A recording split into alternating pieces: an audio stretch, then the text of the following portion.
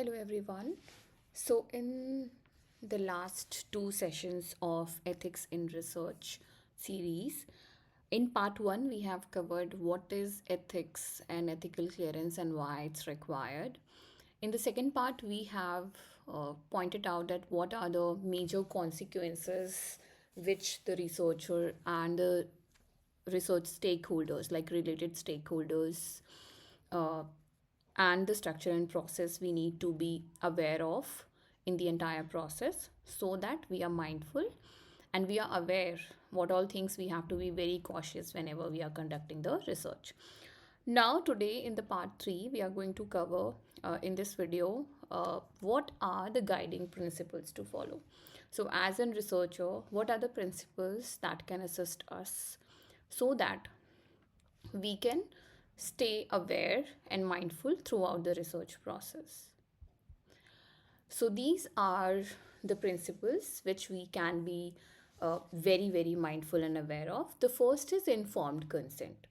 So, whosoever stakeholder or the process is involved in the research, let's be very, very uh, cautious. Let's take the consent in written, okay, either via email, and inform them what we are doing as a researcher, why we need their help, and they can respond only if they are willing to respond, right? So we have to keep inform them first and then leave up to them what if whether they want to willingly participate in the research or not.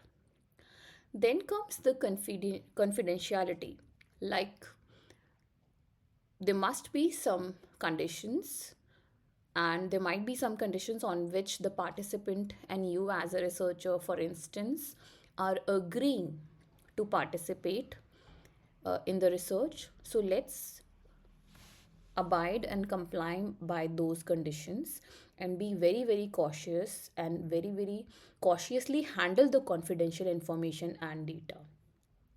The next comes the respect in the entire process. Let's maintain a very good relationship and harmonious relationship as a researcher with all the stakeholders involved and while all the process which are taking place. Beneficence in the process of doing the research, we have to check the collaborative benefit and comfort of the other parties, other stakeholders involved as well. It's equally important. So, as a researcher, we should never lose on, or we cannot ignore that the other stakeholders and processes are also relevant and important. For instance, emotional quotient, comfort, these are the things, a few examples which we can be mindful of. Then comes the objectivity, that we at the entire process of the ethics and ethics process, we cannot lose the objective of the research. Let's say, for example, if we are conducting an interview and the respondent is not focused, he or she might be busy somewhere or not focusing on the questions, or let's say any hurdle comes in, so immediately take the necessary steps so that we don't afford to lose the objectivity and relevance of the research, right? And let's stay aligned across the process and structures. If at any point of time we feel like no, it is going to impact the outcome of the research or the objective of the research, then take the necessary actions to safeguard that. The last comes the integrity. Across the structure and process, let's maintain the honesty, integrity, because it's very important to follow these guidelines. Okay, let's cover each guideline or principles one by one and understand it. The first is informed consent. So let's have an voluntary agreement to participate from the respondent, and full information should be given to the respondent so that he or she can make the informed decision. Key aspects are there should be a clear communication, it should be free from any kind of coercion or manipulation. For instance, we cannot say that this research is very uh, wonderful or very fruitful in their career. So let's clearly state what exactly the research is all about and how it is going to uh, impact your work and research work, and how it is beneficial for them. Do not uh, like exaggerate on, on the positive points of it and just hiding on the negative. So let's be very uh, transparent in this. For example, guardians consent for children or impaired individuals are mandatory, and documentation is also very very important, whether we can have a written agreement, oral we can record a video in that case, but we should have a document. A few examples I am citing over here. The second is confidentiality. So, protecting participants' private information from unauthorized access is very, very important, especially in the current times of AI, technology, online communications. We need to be very cautious. So, anonymization, that if we have agreed on anonymous data collection, we should remove any kind of identifier.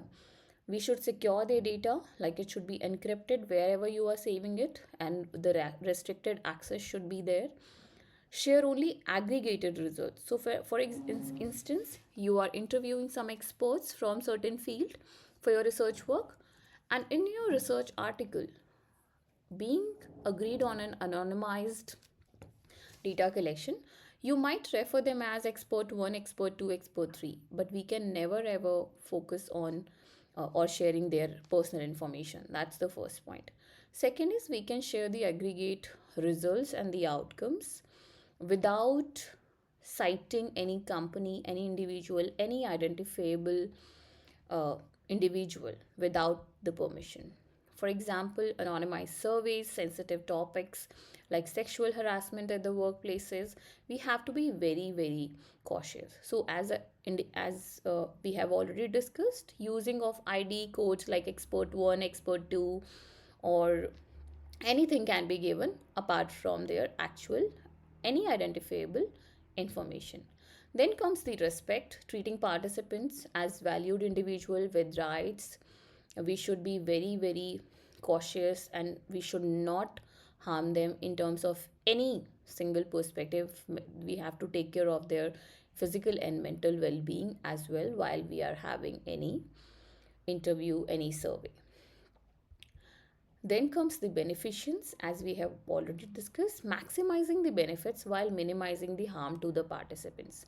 So we have to maximize the benefits for everyone. It should not happen that we are so much inclined towards or leaning towards our research, and we are forgetting that the harm or the benefits of the participants. No, it should be for all. For example, for us, it's all about advancing the knowledge, contributing to the body of the knowledge. So for researcher, it's the benefit. The potential harms can be, for the participants, like they are not physically ready for, for the interview, or they have to come to a specific place for a survey or an interview. Mental blocks or mental stress can be embarrassment if we are asking them something in public, or if our questions are putting stress on them in any way. Social is the loss of reputation, stigma, so they will always be having that fear, right? So we have to be very cautious. Let's say economic loss, if we are telling them that okay, please come to our office, so they will be coming via their own expenses, so we as a researcher we should reimburse everything, right? Otherwise it will be a loss for them. So we have to maximize the benefits for all the participants and minimizing the harm if it is doing in any way.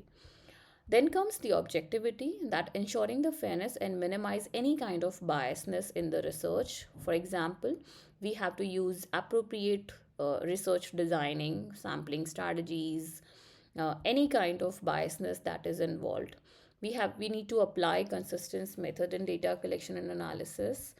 For example, if we are studying the workplace stress, we must survey the employees across the department.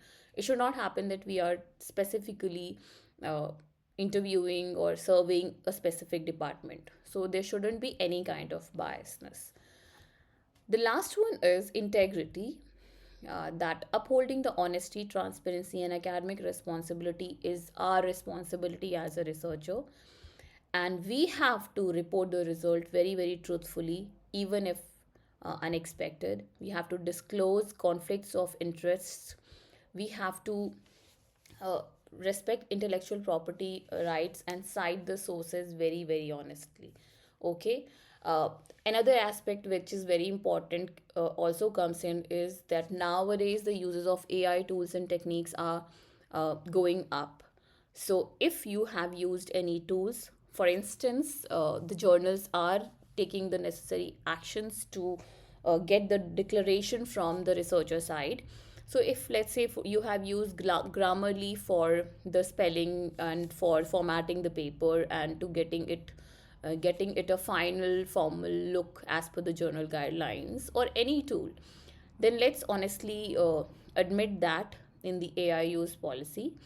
Let's say, for example, if you're using any tool like Mendeley and Zotero for referencing, we may cite that we have used these tools, right? So let's be very, very transparent in declaration, whether it's a funding declaration, whether it's a um, AI users declaration, whether it's author declaration. Because remember, if there are four authors, and definitely they must have divided their work, so it's very, very important for the authors to sit and distribute their roles and honestly admit it in while the journal submission, because this is also happens when we submit to the paper to the journal. Okay, so let's be very fair and transparent in these aspects. These are few examples, as the example is also saying that funding resources transparency should be maintained. That's in brief, and these are the brief principles that can assist us as the researchers, and the guiding principles. Uh, so yeah, in this video, we have covered this, and in the next video, we will be focusing on clearly the journal submission aspect, that what all things journals expect in terms of ethics, and what all documents we have to submit whenever we submit a paper to any journal. So we'll be looking on that aspect. But for now, that's all. Thank you so much.